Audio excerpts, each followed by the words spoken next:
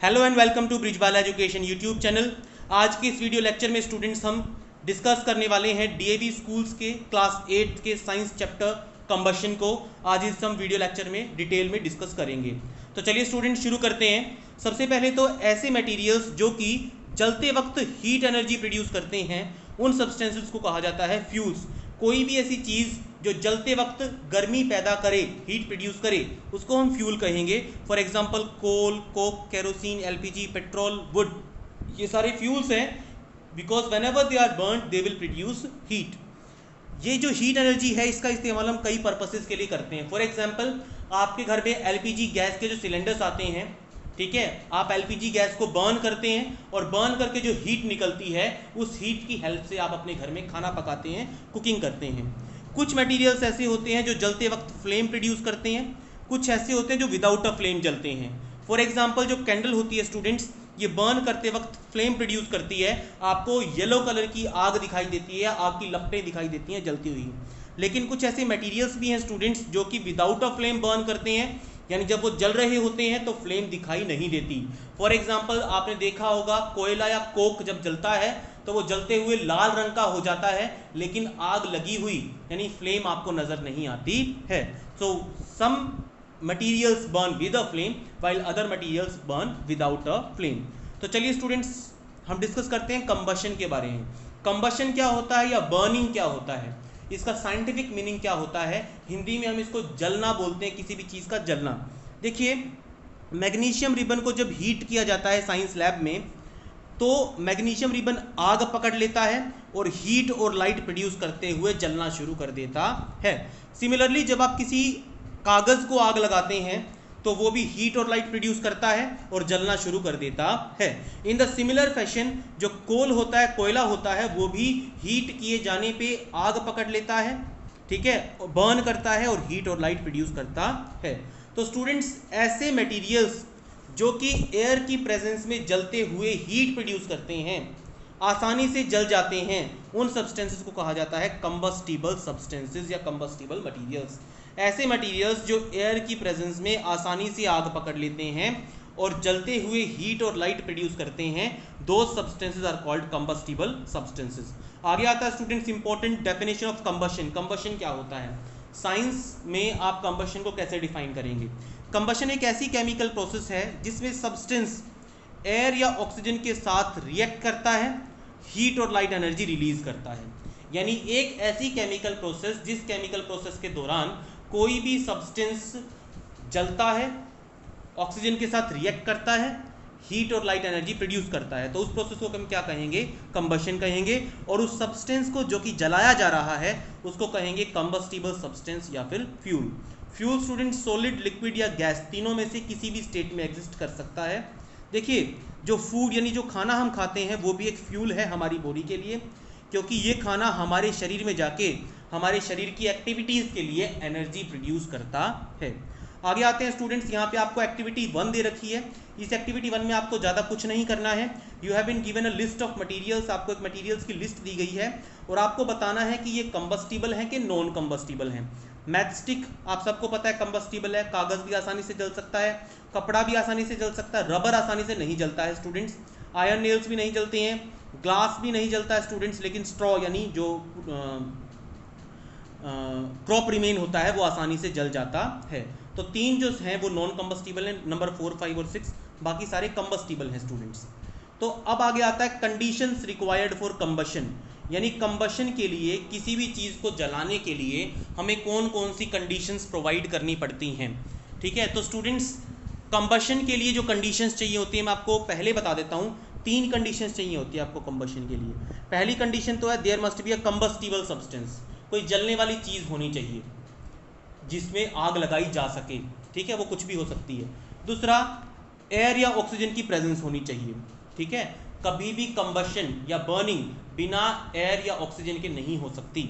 Oxygen gas को supporter of combustion कहा जाता है, क्योंकि जहाँ भी कोई चीज़ जल रही होगी वहाँ पे ऑक्सीजन ज़रूर मौजूद होनी चाहिए। तीसरा है स्टूडेंट्स टेम्परेचर।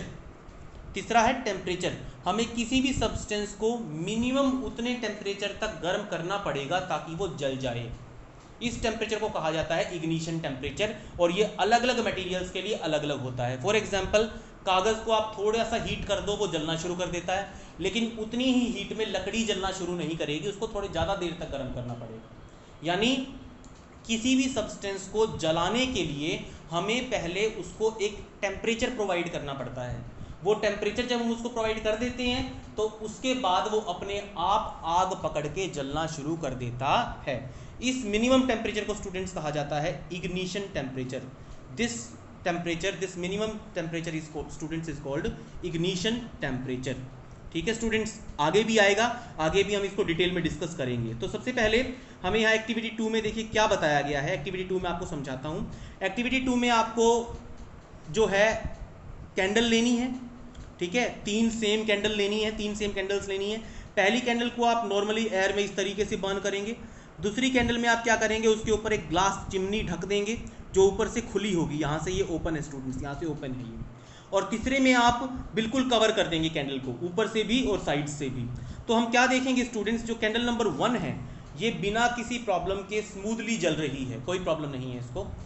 ये जो कैंडल है स्टूडेंट्स, नंबर 2 वाली जो कैंडल है स्टूडेंट्स, ये फ्लिकर करती है, काला धुआं छोड़ती है, क्योंकि इसको ऑक्सीजन मिल तो रही है स्टूडेंट्स, लेकिन कम अमाउंट में ऑक्सीजन मिल रही है, इसलिए ये बर्न तो कर रही है, लेकिन इसको बर्न करते वक्त प्रॉब्लम्स फेस करनी पड़ रही है। जबकि जो तीसरी स्टूडेंट्स, ये जो वाली जो कैंडल है, लास्ट वाली जो कैंडल है students, it will douse of, ये कैंडल जो है वो बुझ जाएगी।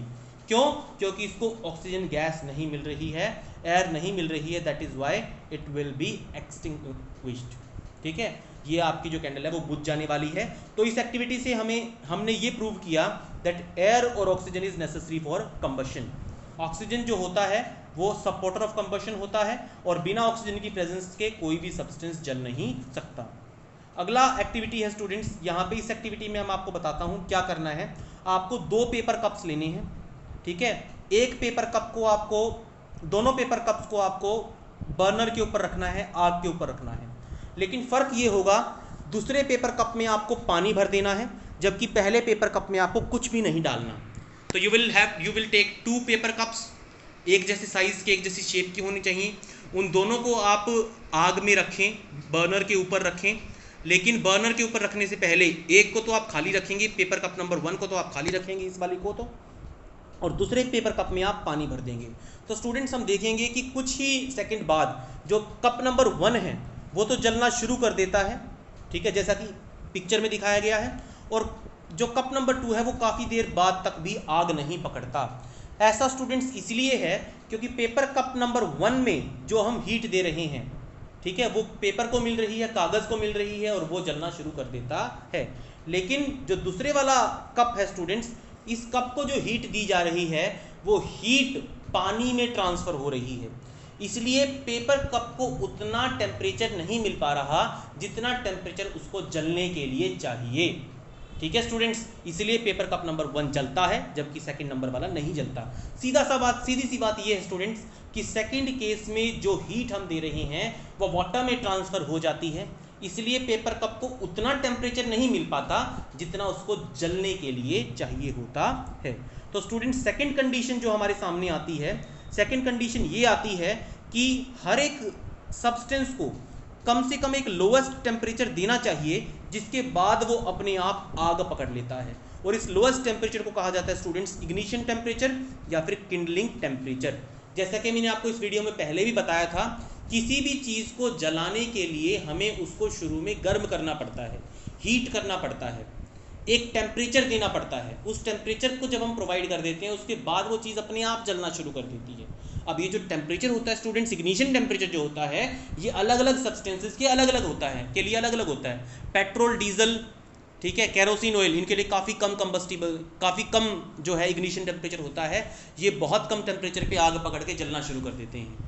पेपर का भी इग्निशन टेम्परेचर काफ़ी कम होता है, लेकिन लकड़ी का जो इग्निशन टेम्परेचर होता है, काफ़ी चीज़ों का जो इग्निशन टेम्परेचर होता है वो काफ़ी ज़्यादा होता है। इनको लंबे टाइम तक हीट करना पड़ता है, तब जाके जलना शुरू करते हैं। तो स्टूडेंट्स, हमें यहाँ 2 बातें सीखने को मिली। पहली बात तो किसी भी चीज़ को जलाने के लिए हमें उसको एक मिनिमम टेम्परेचर प्रोवाइड करना पड़ेगा, तब वो जलेगी। दूसरी चीज़ कि ये जो मिनिमम टेम्परेचर होता है, ये जो इग्निशन टेम्परेचर होता है, ये हर सब्सटेंस के लिए अलग अलग होता है। हर सब्सटेंसेस के लिए इसकी वैल्यू अलग अलग होती है। आगे स्टूडेंट्स हम कुछ केस स्टडीज करेंगे, कुछ कंडीशंस पढ़ेंगे। देखिए नंबर 1 में क्या है, देखिए पेपर कप के अंदर पानी डाल के हम उसको बॉईल कर सकते हैं आसानी से, क्योंकि पेपर कप को दी जाने वाली हीट वाटर को पास कर दी जाती है, जिसकी वजह से पेपर को अपना इग्निशन टेम्परेचर नहीं मिल पाता और वो जलना शुरू नहीं करता है, जैसा कि हमने पिछली एक्टिविटी में भी पढ़ा था स्टूडेंट्स। तो ये गिव रीजन में आ सकता है, आपसे पूछा जा सकता है कि एक पेपर कप जिसके अंदर पानी भरा हुआ है, आग के ऊपर रखे जाने के बावजूद भी वो जलता क्यों नहीं है। तो आप एग्जैक्ट ये वर्डिंग यहाँ पे लिख सकते हैं, आप ये लिखेंगे that the heat given to the paper cup is passed to water, so the paper cup does not reach its ignition temperature. Second case में क्या है, व्हाइट फॉस्फोरस का इग्निशन टेम्परेचर 35 डिग्री सेल्सियस है। समर्स में room temperature ही 35 degree Celsius तक पहुंच जाता है, आप सबको इस बात का पता होगा। इसलिए व्हाइट फॉस्फोरस जो है वो अपने आप आग पकड़ लेता है बिना आग जलाए आसपास, क्योंकि उसका इग्निशन टेम्परेचर 35 है स्टूडेंट्स। तो रूम टेम्परेचर पे अगर 35 डिग्री सेल्सियस टेम्परेचर उसको मिल गया तो वो अपने आप ही जलना शुरू कर देगा। तो आपसे ये गिव रीजन में क्वेश्चन पूछा जा सकता है। आगे देखिए, मैचस्टिक जो होती है, माचिस की जो तिल्ली होती है, उसको रफ सरफेस के ऊपर रगड़ने से वो जलना शुरू कर देती है। ठीक है, ऐसा क्यों होता है? ऐसा इसलिए होता है क्योंकि मैचस्टिक की जो टिप होती है वो रेड फॉस्फोरस से ढकी होती है, साथ में कुछ और केमिकल्स भी होते हैं। जब हम उसको स्ट्राइक करते हैं तो फ्रिक्शन की वजह से हीट प्रोड्यूस होती है, और ये हीट काफ़ी होती है उस रेड फॉस्फोरस को जलाने के लिए। ठीक है, इसके अलावा मैचस्टिक में जो लकड़ी होती है वो भी एक पर्टिकुलर टाइप की लकड़ी होती है, उस लकड़ी का इग्निशन टेम्परेचर आसानी से मिल जाता है और माचिस जलना शुरू कर देती है। तो स्टूडेंट्स, इस थर्ड पॉइंट को मैं आपको दोबारा बताता हूँ, मैचस्टिक कैसे काम करती है, माचिस की तिल्ली कैसे काम करती है, हमें ये बताना है। सबसे पहले तो मैचस्टिक को जब हम रफ सरफेस के ऊपर रगड़ते हैं तो जो रेड फॉस्फोरस और दूसरे केमिकल्स लगे हुए हैं उसके ऊपर, उनको अपना इग्निशन टेम्परेचर मिल जाता है फ्रिक्शन की वजह से, और वो जलना शुरू कर देते हैं। और जो लकड़ी लगी होती है, छोटी सी पतली सी लकड़ी लगी होती है उसके पीछे, वो भी स्पेशल टाइप की लकड़ी होती है जो आसानी से जलती है। इसलिए स्टूडेंट्स, मैचस्टिक आसानी से आग पकड़ लेती है, फ्रिक्शन से ही उसको अपना इग्निशन टेम्परेचर मिल जाता है। आगे देखिए, अगर हम कैंडल के ऊपर फूंक मारें, ब्लो करें, तो वो आसानी से बुझ जाती है। इसका क्या रीज़न है? इसका रीज़न ये है क्योंकि जो एयर करंट हम प्रोड्यूस करते हैं फूंक मार के, वो बर्निंग वैक्स के टेम्परेचर को कम कर देता है, इग्निशन टेम्परेचर से कम कर देता है टेम्परेचर को, जिसकी वजह से वो बुझ जाती है। इसके अलावा जो कार्बन डाइऑक्साइड गैस होती है हमारी सांस में, वो फायर एक्सटिंग्विशर का काम करती है स्टूडेंट्स। आप लोग ध्यान दें इस बात को, जो कार्बन डाइऑक्साइड गैस होती है स्टूडेंट्स, वो आग को बुझाती है, ऑक्सीजन गैस आग को बढ़ाती है। तो स्टूडेंट्स, यहाँ पे जब हम किसी भी कैंडल के ऊपर फूंक मारते हैं, ब्लो करते हैं, तो वो बुझ क्यों जाती है? वो बुझ इसलिए जाती है क्योंकि पहली बात तो कि हमारी फूंक की वजह से जो एयर करंट बनता है वो आसपास की एयर को ठंडा कर देता है, जिससे इग्निशन टेम्परेचर नहीं मिल पाता। दूसरी बात, हमारी सांस के साथ जो कार्बन डाइऑक्साइड गैस हम बाहर छोड़ते हैं वो फायर एक्सटिंग्विशर का काम करती है। तो स्टूडेंट्स, डू यू नो पढ़ते हैं, लगभग 5000 साल पहले इजिप्शियंस मैचस्टिक्स का यूज़ किया करते थे। वो क्या किया करते थे? पाइन की लकड़ी के ऊपर सल्फर की कोटिंग कर दिया करते थे, सल्फर चढ़ा दिया करते थे। सल्फर आसानी से आग पकड़ लेता है, तो जब वो सल्फर को रगड़ते थे आपस में तो फ्रिक्शन प्रोड्यूस होता था, फ्रिक्शन से इग्निशन टेम्परेचर मिल जाता था सल्फर को, और सल्फर आसानी से जलना शुरू कर देता था।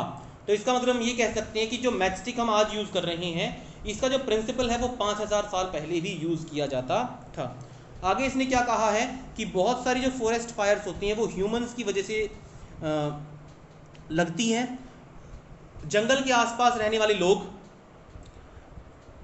लकड़ी को बुझाते नहीं हैं कुकिंग के बाद, या कई बार वो जलती हुई लकड़ी या जलती हुई माचिस को सूखी घास में फेंक देते हैं। इस तरह की लापरवाही की वजह से, इसी तरह की केयरलेसनेस की वजह से फॉरेस्ट फायर्स होती हैं। स्टूडेंट्स, एक और बड़ा रीज़न आया है स्टडीज़ में, सर्वेज में, कि जो लोग कैंपिंग करने जाते हैं, ट्रैकिंग करने जाते हैं, वो लोग जब बोन फायर्स बनाते हैं, कैंप फायर्स बनाते हैं, तो वो अक्सर उस बोन फायर या कैंप फायर को जाते हुए बुझाते नहीं हैं, और वो आग जंगल में फैल जाती है, फॉरेस्ट फायर का रीज़न बन जाती है। तो स्टूडेंट्स, हमें इन बातों का ध्यान रखना चाहिए। आगे, कंबशन के लिए कौन कौन सी कंडीशंस जरूरी हैं, उन कंडीशंस पे हम आ जाते हैं। बहुत इंपॉर्टेंट क्वेश्चन है। पहली बात तो कंबस्टिबल सब्सटेंस होना चाहिए। दूसरी बात एयर या ऑक्सीजन की सप्लाई होनी चाहिए। तीसरी बात जो कंबस्टिबल सब्सटेंस है उसका टेम्परेचर इग्निशन टेम्परेचर या उससे ज़्यादा होना चाहिए। आगे स्टूडेंट्स आता है डू यू नो, देखिए सन जो होता है सबको पता है, सूरज जो है उसमें हीट और लाइट एनर्जी है बहुत ज़्यादा। दरअसल जो 98% सन का जो मास है वो हाइड्रोजन से बना हुआ है, ठीक है। और सन के ऊपर टेम्परेचर बहुत ज़्यादा, आपको पता है इतना टेम्परेचर अगर अर्थ के ऊपर हम पैदा कर दे तो अर्थ शायद वेपराइज हो जाएगी, गैस बन जाएगी। आगे देखिए इतने हाई टेम्परेचर पे जो हाइड्रोजन के एटम्स हैं, हाइड्रोजन के जो एटम्स हैं स्टूडेंट्स, ये आपस में कंबाइन करते हैं, जुड़ जाते हैं और क्या बनाते हैं, हीलियम बनाते हैं। हाइड्रोजन के एटम्स आपस में जुड़ के क्या बनाते हैं स्टूडेंट्स, हीलियम बनाते हैं। और ऐसा करते वक्त यानी आपस में जुड़ते वक्त ये बहुत ज़्यादा एनर्जी रिलीज करते हैं और यही एनर्जी सन की एनर्जी का सोर्स है, ठीक है स्टूडेंट्स। जो सन के अंदर जो एनर्जी होती है, ठीक है, 1 घंटे में सन जितनी एनर्जी प्रोड्यूस करता है वो 10 टाइम्स है उस एनर्जी के जो कि 1000 किलो कोयला जलाने से प्रोड्यूस होती है। यानी इतनी ज़्यादा एनर्जी सन के अंदर हर घंटे प्रोड्यूस होती है जितनी हम इमेजिन भी नहीं कर सकते, बहुत ज़्यादा एनर्जी प्रोड्यूस होती है। अब आगे आता है स्टूडेंट्स कंबशन के टाइप्स। सबसे पहले है स्लो कंबशन। जब कोई कंबस्टिबल सब्सटेंसेस धीरे धीरे या मॉडरेट रेट पे जलता है तो उसको कहा जाता है स्लो कंबशन। स्लो कंबशन अक्सर तब होती है जब एयर की सप्लाई पूरी नहीं होती, इनसफिशिएंट होती है, कम होती है, ठीक है। और इस तरह की कंबशन कभी भी पूरी नहीं हो पाती, कोई ना कोई चीज़ अध जली या इनकम्प्लीटली बर्न्ड रह जाती है। जैसे काउडंग केक्स यानी गोबर के उपले लकड़ी, ये स्लो कंबशन का एग्जाम्पल है, ये चीज़ें धीरे धीरे जलती हैं। रैपिड कंबशन, जब कोई कंबस्टिबल सब्सटेंस बहुत जल्दी जल्दी जलता है, फास्ट रेट पे जलता है, तो उसको कहा जाता है रैपिड कंबशन। अक्सर गैसेस जो होती हैं वो रैपिड कंबशन के साथ जलती हैं, ठीक है। रैपिड कंबशन जो होती है वो तब होती है जब आपके पास ऑक्सीजन और एयर की सप्लाई पूरी होती है, और ऐसे केसेस में आपको कंप्लीट कंबशन देखने को मिलती है। कंप्लीट कंबशन का मतलब है स्टूडेंट्स पीछे कुछ भी नहीं छूटता है। फॉर एग्जांपल आपके एलपीजी स्टोव में जो ब्लू कलर की गैस, ब्लू कलर की जो आग जलती है वो कंप्लीट कंबशन का एग्जांपल है। पहली बात तो वो जल्दी जल्दी जलती है, दूसरी बात जलने के बाद कुछ भी पीछे नहीं छोड़ती, राख धुआं वगैरह कुछ भी नहीं निकलता। So it is an example of complete combustion. आगे आता है स्टूडेंट स्पॉन्टेनियस कंबशन। स्पॉन्टेनियस का मतलब होता है अपने आप होने वाली, जिसको शुरू करने की जरूरत ना पड़े। जब कोई कंबस्टिबल सब्सटेंस अपने आप आग पकड़ लेता है रूम टेम्परेचर पे, जब किसी चीज़ को जलाना ना पड़े, अपने आप जलना शुरू कर जाए, तो उस कंबशन को कहा जाता है स्पॉन्टेनियस कंबशन।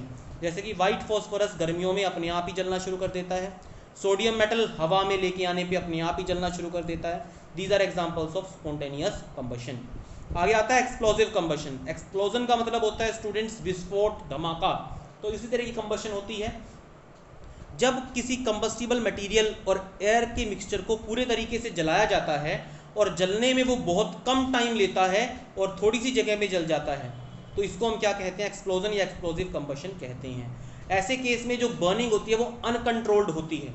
अनकंट्रोल्ड का मतलब वो हमारे कंट्रोल में नहीं होती और बहुत ज़्यादा हीट निकलती है थोड़े से टाइम में ही। इस कंबशन को हम एक्सप्लोजन, हिंदी में विस्फोट या धमाका भी बोलते हैं। जब थोड़ी जगह पे बहुत ज़्यादा हीट एनर्जी एकदम से प्रोड्यूस होने लगती है तो उसको एक्सप्लोसिव कंबशन कहा जाता है। जैसे कि पटाखे जब हम जलाते हैं तो अचानक रैपिड रिएक्शन होता है जिसकी वजह से बहुत सारी हीट, लाइट और साउंड एनर्जी प्रोड्यूस होती है, और इस रिएक्शन या इस कंबशन को हम बोलते हैं एक्सप्लोजन या फिर एक्सप्लोसिव कंबशन। आगे आता है स्टूडेंट्स फायर कंट्रोल, यानी आग को कैसे कंट्रोल किया जा सकता है। आग को कैसे कंट्रोल किया जा सकता है, ठीक है। देखिए आग के लिए चाहिए क्या क्या, कंबशन के लिए चाहिए क्या क्या, कंबस्टिबल सब्सटेंस चाहिए, एयर की सप्लाई चाहिए, टेम्परेचर इग्निशन टेम्परेचर से ऊपर होना चाहिए। तो स्टूडेंट्स अगर हम तीनों में से किसी भी एक चीज़ को अनअवेलेबल कर दें, अनअवेलेबल का मतलब या तो हम कंबस्टिबल सब्सटेंस को हटा दें, या हम एयर की सप्लाई को काट दें, या फिर हम उसके टेम्परेचर को डाउन कर दें, तो अगर हम तीनों में से कोई भी एक काम कर देते हैं तो बिल्डिंग में या जंगल में लगी हुई आग के ऊपर काबू पाया जा सकता है, ठीक है स्टूडेंट्स। तो किसी भी आग के केस में जब भी कभी आग लगती है, ठीक है, तो कोई ना कोई कंबस्टिबल मटेरियल होता है जो जल रहा होता है। हमें सावधानी रखनी चाहिए कि जो कंबस्टिबल मटेरियल है वो इग्निशन टेम्परेचर तक ना पहुंच पाए, क्योंकि अगर ऐसा हुआ तो आप सबको पता है कि आग पकड़ लेगा वो और जलना शुरू कर देगा। पेट्रोल पंप्स पे हम सबको पता है पेट्रोल डीजल जैसी चीज़ें होती हैं, ठीक है। तो अक्सर पेट्रोल पंप्स पे बर्निंग मटेरियल्स अलाउड नहीं होने चाहिए, ठीक है। स्मोकिंग करना, माचिस जलाना, इस तरह की चीज़ें वहाँ पे अलाउड नहीं होनी चाहिए। इसी तरीके से एलपीजी सिलेंडर्स के जो गोडाउन्स होते हैं जहाँ पे एलपीजी सिलेंडर्स का काम किया जाता है, ठीक है, फायर क्रैकर जो फैक्ट्रीज होती हैं जहाँ पे पटाखे बनाए जाते हैं, एम्यूनेशन डिपोज, एम्यूनेशन डिपो का मतलब जहाँ पे गोला बारूद, गोलियाँ, बंदूक की गोलियाँ बनाई जाती हैं। और हमारे घरों में भी हमें इस बात का ख्याल रखना चाहिए कि किसी भी चीज़ को उसके इग्निशन टेम्परेचर तक ना पहुंचने दें अगर हम ना चाहें तो, ठीक है। हमें ध्यान रखना चाहिए अपने घर में भी, एलपीजी गोडाउन्स में भी, पेट्रोल स्टेशंस पे भी, क्रैकर फैक्ट्रीज में भी, एम्यूनेशन डेपोज में भी, हर जगह हमें ध्यान देखना चाहिए कि फायर आउट ऑफ कंट्रोल ना हो पाए। जब भी आग शुरू होती है तो उसको बुझाया जा सकता है, या तो हम एयर की सप्लाई कट कर सकते हैं, या हम उसका टेम्परेचर इग्निशन टेम्परेचर से नीचे लेके आ सकते हैं। कोई भी तरीका आप अपना सकते हैं। फॉर एग्जांपल अगर किसी के कपड़ों में आग लग जाती है तो हमें उसको एक मोटे कंबल में लपेट लेना चाहिए। मोटे कंबल में लपेट देने से उसको ऑक्सीजन की सप्लाई नहीं मिलेगी और जल्दी ही जो आग लगी हुई है वो बुझ जाएगी, ठीक है। इसके अलावा अगर पेट्रोल या केरोसिन में आग लगी हुई है तो आपको उसके ऊपर मिट्टी या रेत या सीमेंट वगैरह फेंक देनी चाहिए, ठीक है, ताकि उसको एयर की सप्लाई ना मिले, ऑक्सीजन की सप्लाई ना मिले और आग बुझ जाए। इसके अलावा कुछ चीज़ों के ऊपर हम पानी भी फेंक सकते हैं, क्योंकि पानी उस चीज़ के टेम्परेचर को कम करके इग्निशन टेम्परेचर से नीचे ले आएगा, और अगर उस सब्सटेंस का टेम्परेचर इग्निशन से नीचे हो जाएगा तो वो अपने आप ही बुझ जाएगा। लेकिन हमें ध्यान रखना चाहिए कि पानी का इस्तेमाल हमें इलेक्ट्रिक शॉर्ट सर्किट्स की वजह से लगी हुई आग पे नहीं करना चाहिए, या फिर पेट्रोल डीजल के ऊपर लगी हुई, ऑयल की वजह से लगी हुई आग के ऊपर भी पानी नहीं फेंकना चाहिए। यानी वाटर कभी भी पेट्रोल, डीजल, केरोसिन ऑयल की वजह से लगने वाली आग को और इलेक्ट्रिसिटी फॉल्ट्स की वजह से लगने वाली आग को नहीं बुझा सकता, ठीक है स्टूडेंट्स। आगे देखिए, इस तरह की आग को कंट्रोल करने के लिए हम carbon dioxide based fire extinguisher का यूज़ कर सकते हैं। जैसे ऑयल या गैस की वजह से जो आग लगती है, यानी जो आग हम पानी से नहीं बुझा सकते, उस आग को हम फायर एक्सटिंग्विशर से बुझा सकते हैं। फायर एक्सटिंग्विशर यहाँ पे आपको बताया गया है किस तरह काम करता है। देखिए, एक सोडा एसिड फायर एक्सटिंग्विशर होता है। किस तरीके से काम करता है, उस फायर एक्सटिंग्विशर में सोडियम बाइकार्बोनेट होता है स्टूडेंट्स, जिसको हम बेकिंग सोडा भी बोलते हैं, सल्फ्यूरिक एसिड होता है। ये दोनों चीज़ें रिएक्ट करती हैं और रिएक्ट करते वक्त ये कार्बन डाइऑक्साइड गैस बनाती हैं बहुत ज़्यादा अमाउंट में। यानी देखिए स्टूडेंट्स, होता क्या है, शुरू में जो सोडा एसिड फायर एक्सटिंग्विशर होता है उसमें ये दोनों चीज़ें मौजूद होती हैं, लेकिन हम इनकी रिएक्शन नहीं होने देते। लेकिन जैसे हम उसका बटन प्रेस करते हैं, हैंडल प्रेस करते हैं, वैसे ही ये दोनों चीज़ें आपस में मिल जाती हैं और बहुत ज़्यादा कार्बन डाइऑक्साइड प्रेशर के साथ निकलती है। और जो कार्बन डाइऑक्साइड गैस है स्टूडेंट्स, ये ऑक्सीजन के मुकाबले ज़्यादा हैवी है, इसीलिए ये आग के ऊपर एक ब्लैंकेट बना लेगी, आग को कवर कर लेगी। कार्बन डाइऑक्साइड गैस आग को कवर कर लेगी। अगर कार्बन डाइऑक्साइड गैस ने आग को कवर कर लिया है तो उस आग को ऑक्सीजन की सप्लाई नहीं मिल पाएगी और जल्दी ही वो आग जो है बुझ जाएगी। तो यानी सोडा एसिड फायर एक्सटिंग्विशर को हम किसी भी आग के लिए प्रोड्यूस कर सकते हैं। आगे देखिए, अगर आग इलेक्ट्रिक शॉर्ट सर्किट की वजह से लगी है तो पानी नहीं डालना चाहिए हमें कभी भी, कार्बन डाइऑक्साइड फॉर्म नहीं डालनी चाहिए कभी भी, क्योंकि इलेक्ट्रिक करंट पानी में से फ्लो कर सकता है। अक्सर जो टैप वाटर होता है ना स्टूडेंट्स, टैप वाटर जो होता है, आमतौर पे हमारे आसपास जो पानी होता है उसमें से इलेक्ट्रिसिटी फ्लो कर सकती है, जिसकी वजह से आपको सीवियर इलेक्ट्रिक शॉक लग सकता है, आपकी जान भी जा सकती है। इसीलिए इलेक्ट्रिक शॉर्ट सर्किट की वजह से लगने वाली आग के लिए सबसे पहले तो हमें कनेक्शन काटना चाहिए, पावर कनेक्शन काटना चाहिए, उसके बाद हमें किसी न किसी मेथड का यूज़ करना चाहिए। आगे आता है इनकम्प्लीट कंबशन के वक्त क्या होता है। इनकम्प्लीट कंबशन जो जब होता है तब क्या होता है, देखिए, जब भी कोई चीज़ इनकम्प्लीटली बर्न करती है तो अनबर्न्ड कार्बन के पार्टिकल्स एयर में मिलने लगते हैं, जिसको हम क्या बोलते हैं, सूट पार्टिकल्स। जैसे स्टूडेंट्स, मैं आपको एग्जांपल देता हूँ। आप जब भी कभी किसी जलती हुई कैंडल को, जलती हुई मोमबत्ती को ऑब्जर्व करेंगे तो आपको येलो कलर की फ्लेम के ऊपर एक काले रंग के धुएं की लाइन नज़र आएगी। वो तो धुएं की लाइन है स्टूडेंट्स, वो काली क्यों है, वो काली इसीलिए है क्योंकि उसके अंदर अनबर्न्ड कार्बन पार्टिकल्स हैं, बिना जले हुए कार्बन के पार्टिकल्स हैं, जिसकी वजह से वो लाइन काली नज़र आती है। आप अभी भी कैंडल को जला के थोड़ी देर उसको तरीके से ऑब्जर्व जब करेंगे तो आप पाएंगे कि येलो फ्लेम के ऊपर एक काला धुआं निकल रहा है स्ट्रेट लाइन में, और वो काला धुआं इनकम्प्लीट कंबशन की वजह से, अनबर्न्ड कार्बन पार्टिकल्स की वजह से ही प्रोड्यूस होता है। अब ये जो वेस्ट होते हैं, ये जो अनबर्न्ड कार्बन पार्टिकल्स होता है, जो ये सूट होता है, ये एटमॉस्फेयर को पोल्यूट करता है स्टूडेंट्स, एटमॉस्फेयर के लिए बहुत हानिकारक होता है। इसके अलावा इनकम्प्लीट कंबशन के वक्त कार्बन मोनोऑक्साइड गैस बनती है। ये गैस हमारे लिए जहरीली होती है, सांस से जुड़ी बीमारियां कर सकती है, ठीक है, और जान भी ले सकती है। ये कार्बन डाइऑक्साइड गैस अगर ज़्यादा अमाउंट में हमारे ब्लड में चली जाए तो स्टूडेंट्स ये हमारे लिए जानलेवा भी हो सकती है। आगे आता है flame. What is a flame? Flame के बारे में पढ़ना है हमें। देखिए फ्लेम क्या होता है स्टूडेंट्स? फ्लेम होता है एक ऐसा एरिया जहाँ पे गैसेस जल रही होती हैं, उसको हम फ्लेम बोलते हैं, आग की लपटें बोलते हैं। जब भी आप किसी कागज़ को जलाते हैं या कैंडल को जलाते हैं तो आपको फ्लेम नज़र आती है। जब आप कैंडल को जलाते हैं तो कैंडल के ऊपर आपको एक येलो कलर की फ्लेम नज़र आती है, ठीक है। वो जो फ्लेम होती है स्टूडेंट्स को डिफाइन कैसे करेंगे? It is an region of hot and burning gases, ठीक है। जहाँ पे फ्लेम होती है वहाँ पे गैसेज बर्न कर रही होती हैं। यहाँ पे आपको कैंडल फ्लेम का डायग्राम बताया गया है, ठीक है। कैंडल फ्लेम के अलग अलग जोन्स होते हैं। सबसे पहले हमें पता करना है इनर मोस्ट जोन, जो अंदरूनी जोन होता है। देखिए ये वाला जो जोन होता है स्टूडेंट्स, ये इनर मोस्ट जो जोन होता है, इसमें अनबर्न्ड कार्बन पार्टिकल्स होते हैं, ठीक है, और ये सबसे कोल्डेस्ट पार्ट होता है, सबसे ठंडा पार्ट होता है। मिडल जोन या जो ल्यूमिनस जोन होता है स्टूडेंट्स, ये वाला जोन जो होता है, ल्यूमिनस जोन जो होता है स्टूडेंट्स, ये वाला जो जोन होता है, ठीक है, ये जो जोन होता है ये पार्शियल कंबशन, पार्शियल का मतलब होता है स्टूडेंट्स इनकम्प्लीट कंबशन होती है। यहाँ पे काफ़ी एनर्जी निकलती है, ठीक है, और ये एनर्जी जो होती है वो वैक्स के वेपर्स को कार्बन पार्टिकल में चेंज कर देती है, ठीक है। ये जोन हॉट होता है इनर जोन के मुकाबले, यानी इस जोन के मुकाबले मिडल जोन ज़्यादा हॉट होता है, और ये येलो कलर का नज़र आता है।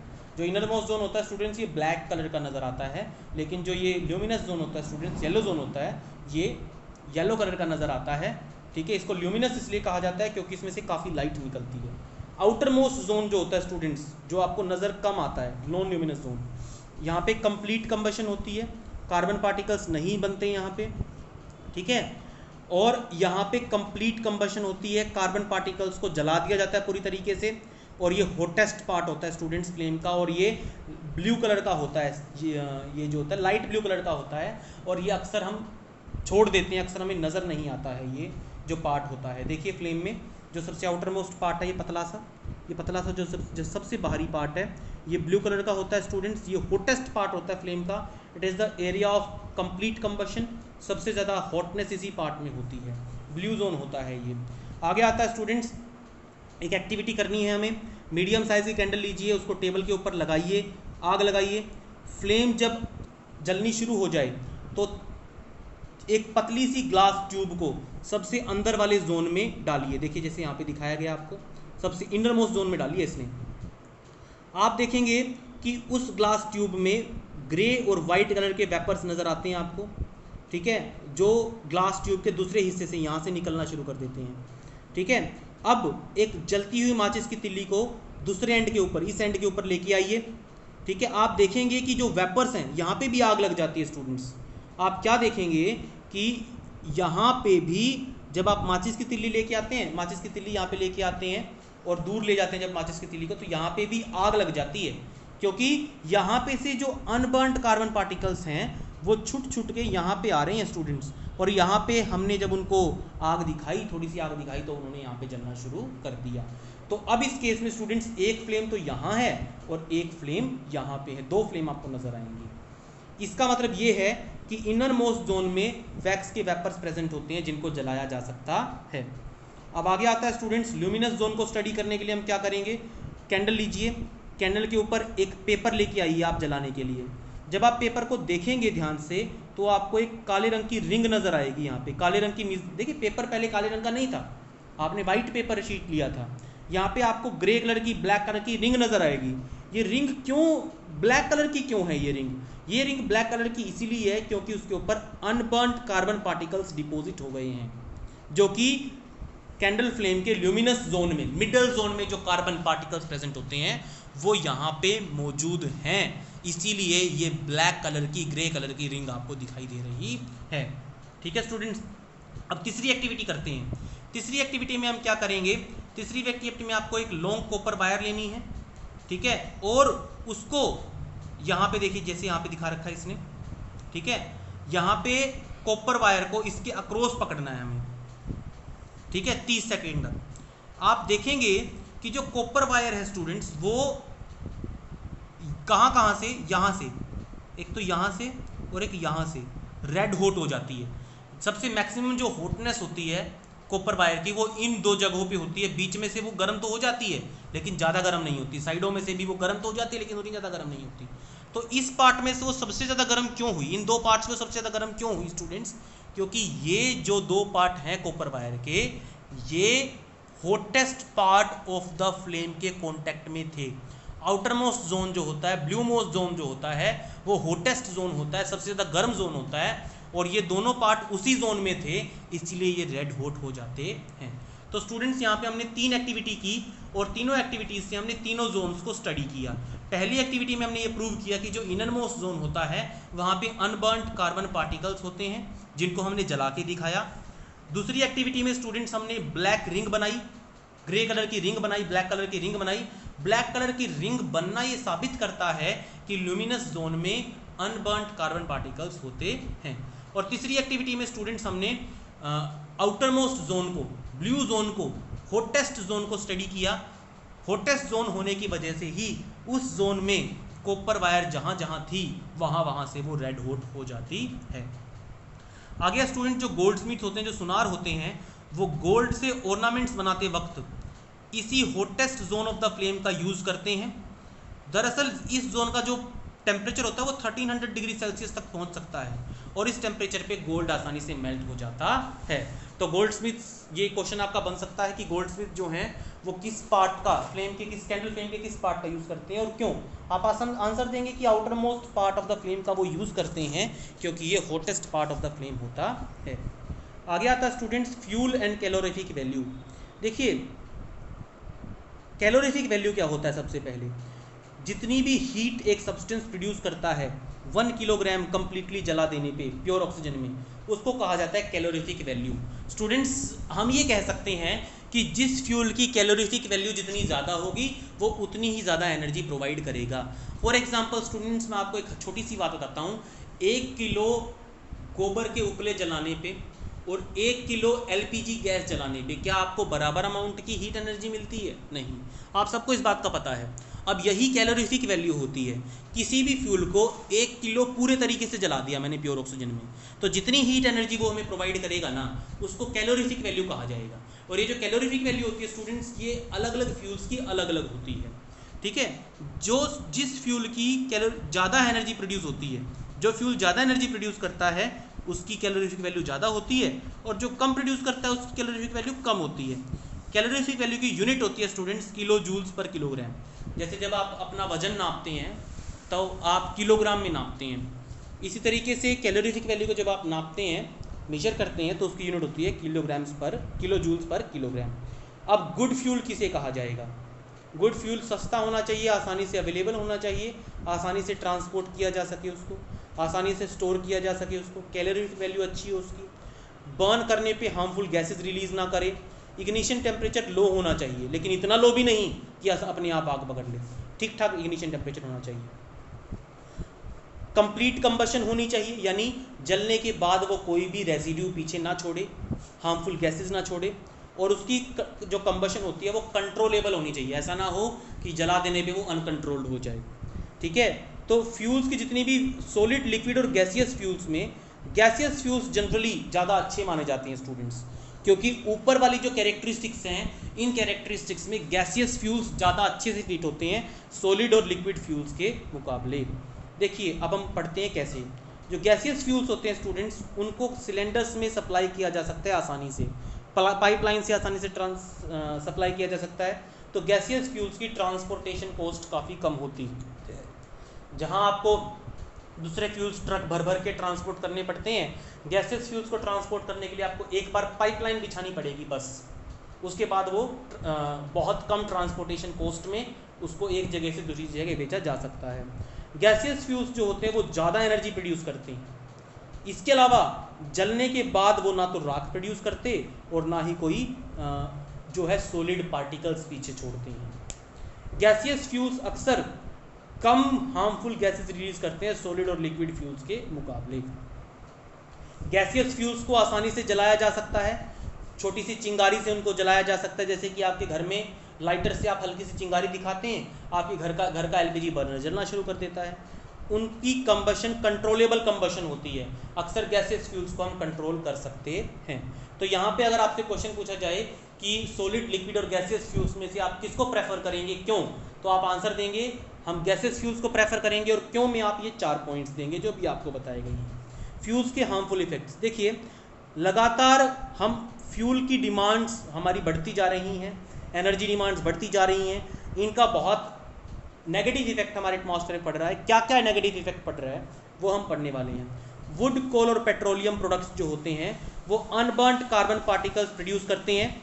ये कार्बन पार्टिकल्स स्मोक, ऐश या एयर में प्रेजेंट रहते हैं, सस्पेंडेड रहते हैं। जब ये पार्टिकल्स ज़रूरत से ज़्यादा हो जाते हैं तो सांस से जुड़ी बीमारियां होने लगती हैं।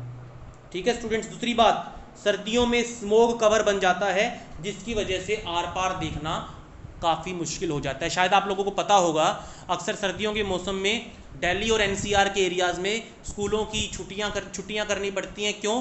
क्योंकि स्मोग कवर इतना थिक हो जाता है कि उसके आर पार नज़र आना मुश्किल हो जाता है, पोल्यूशन लेवल बहुत ज़्यादा बढ़ जाता है। तो जो गैसेज रिलीज़ करते हैं ये फायर कंबस्टिबल सब्सटेंसेस जैसे कि वुड, कोल और पेट्रोलियम प्रोडक्ट्स, ये जो फ्यूल्स हैं ये ऐसे पार्टिकल्स रिलीज़ करते हैं जो ब्रीदिंग प्रॉब्लम्स, रेस्पिरेटरी प्रॉब्लम्स का तो कारण बनते ही बनते हैं। इसके अलावा ये सर्दियों में स्मोग प्रोड्यूस करते हैं, इनविजिबल बना देते हैं हमारे लिए, आर पार देखना हमारे लिए, सड़कों पे चलना या सड़कों पे आर पार देखना, दूर तक देखना इम्पॉसिबल बना देते हैं। कार्बन फ्यूल्स की इनकम्प्लीट कंबशन की वजह से कार्बन मोनोऑक्साइड गैस बनती है। ये एक जहरीली गैस है। थोड़ी सी कार्बन मोनोऑक्साइड गैस अगर एयर में प्रेजेंट हो तो सांस से जुड़ी बीमारियां हो जाती हैं, और अगर ज़्यादा प्रेजेंस हो तो जान भी जा सकती है। तो इसलिए कार्बन मोनोऑक्साइड गैस हमारे लिए काफ़ी हार्मफुल है। फ्यूल्स की कंबशन करने पे कार्बन डाइऑक्साइड गैस रिलीज करती है। आप किसी भी फ्यूल को जला लीजिए स्टूडेंट्स, कार्बन डाइऑक्साइड गैस तो निकलेगी ही निकलेगी। देखिए, कार्बन मोनोऑक्साइड तब निकलती है जब इनकम्प्लीट कंबशन होता है, लेकिन कार्बन डाइऑक्साइड गैस हमेशा निकलती है। तो कार्बन डाइऑक्साइड गैस की ज़्यादा अमाउंट की वजह से ग्लोबल वार्मिंग हो रही है। क्यों? क्योंकि कार्बन डाइऑक्साइड गैस एक ग्रीन हाउस गैस है, ये सन की हीट को ट्रैप कर लेती है, वापस बाहर नहीं जाने देती। यानी लगातार अर्थ का टेम्परेचर बढ़ता जा रहा है, और इस बढ़ते टेम्परेचर को हम क्या बोलते हैं? Global warming. अगर ये टेम्परेचर इसी तरीके से बढ़ता गया तो पोलर ग्लेशियर्स पिघल जाएंगे, ठीक है, पोलर आइस कैप्स पिघल जाएंगे, सी लेवल बढ़ जाएगा और बहुत सारे एरियाज़ में बाढ़ आ जाएगी। जब हम कोल और डीजल को जलाते हैं तो सल्फर डाइऑक्साइड गैस निकलती है। सल्फर डाइऑक्साइड गैस दम घोंट देने वाली गैस है, एक सफोकेटिंग गैस है। वाटर के अंदर डिजोल्व होकर ये सल्फ्यूरिक एसिड बनाती है, और यही एसिड जब बारिश के पानी के साथ नीचे आता है तो इसको एसिड रेन कहा जाता है, और ये एसिड हमारी बिल्डिंग्स को, प्लांट्स को, सॉइल को, ट्रीज को डैमेज कर देता है। तो स्टूडेंट, सल्फर डाइऑक्साइड गैस हमें कैसे नुकसान पहुंचाती है? पहली बात तो ये दम घोंटू गैस है, दूसरी बात ये सल्फ्यूरिक एसिड बना लेती है वाटर के साथ, और जब ये बारिश के पानी के साथ सल्फ्यूरिक एसिड नीचे आता है तो ये बिल्डिंग्स को डैमेज करता है, सॉइल को इनफर्टाइल करता है, हमारी क्रॉप्स को डैमेज कर देता है, ट्रीज़ को नुकसान पहुंचा देता है। ठीक है, तो डीजल और पेट्रोल को एज फ्यूल्स जब हम यूज़ करते हैं व्हीकल्स में, ऑटोमोबाइल्स में, तो हमें यूज़ नहीं करना चाहिए, उसकी जगह सीएनजी का यूज़ करना चाहिए, क्योंकि सीएनजी बहुत कम हार्मफुल गैसेस और प्रोडक्ट्स रिलीज़ करती है। पेट्रोल डीजल के मुकाबले सीएनजी ज़्यादा इको फ्रेंडली और ज़्यादा क्लीन फ्यूल है। तो इस तरीके से हमें पेट्रोल और डीजल का कम से कम इस्तेमाल करना चाहिए। तो स्टूडेंट्स, यहीं पे आपका ये चैप्टर ख़त्म होता है। अगर आपने चैनल को सब्सक्राइब नहीं किया है तो प्लीज़ चैनल को सब्सक्राइब जरूर कर दीजिएगा।